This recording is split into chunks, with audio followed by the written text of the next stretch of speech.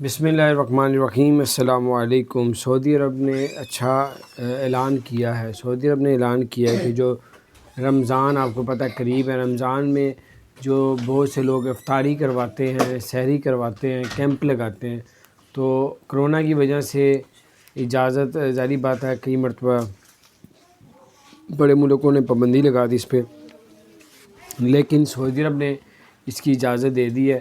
لیکن انہوں نے کہا کہ ایس او پی کے مطابق جو ہے یہ کیمپ جو ہے وہ لگائے جائیں گے۔ بہت اچھا اعلان ہے، بہت لوگ خوش ہیں۔